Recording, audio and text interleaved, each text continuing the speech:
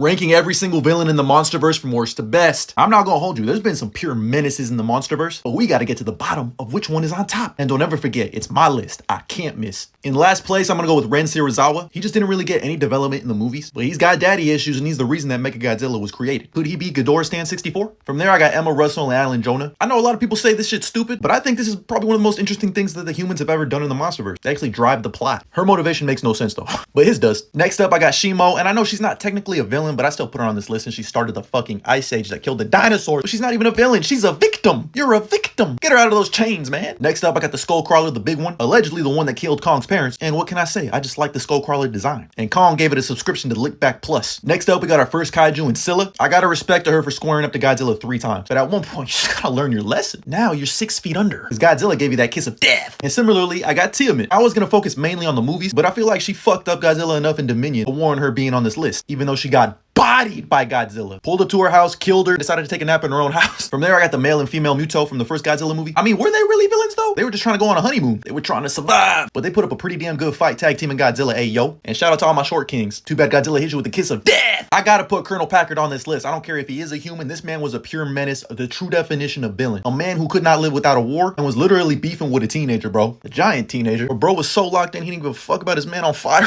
Next up, I got Mechagodzilla. I mean, this was really just the soul of Ghidorah beating the shit out of Godzilla, trying to get that lick back. You want to talk about seeking smoke? This is it right here. I'm not gonna lie, I was beating the dog shit out of Godzilla and dragging him too. God, albeit he was weakened, but a menace nonetheless. Speaking of menaces, I almost contemplated putting him at 1, and I know a lot of people might be like, hey, he shouldn't even be top 2. I'm not going off just strength, I'm going off just of what they fucking done in terms of villainy. Bro's the only one clapping gorilla cheeks. He has sex slaves in general. He kills his own kind, and somehow is smart and intelligent as hell. He fucking captured Shimo. Plus, I'm just a fan of his b-boy style fighting. This man's athletic as fuck. Long ass wingspan, but we need to get this man some Rogaine, because that hairline is fuck. But absolutely in first place is King Ghidorah. It's not even close. What are we even talking about right here? This is a king. King Ghidorah, albeit a false king. But GXK came out and all of a sudden people forgot how much of a menace King Ghidorah is. Shimo can freeze his fucking clouds. He's concretely. You think King Ghidorah's just gonna fucking stand there and let him freeze his cloud? This man was shifting the balance of nature. Immediately had all the other kaiju dick riding, and it took thermonuclear Godzilla to defeat him. Notice how it always takes a combined effort of other kaijus to defeat King Ghidorah, going all the way back to Toho. That's why he's top 2 and he's not 2.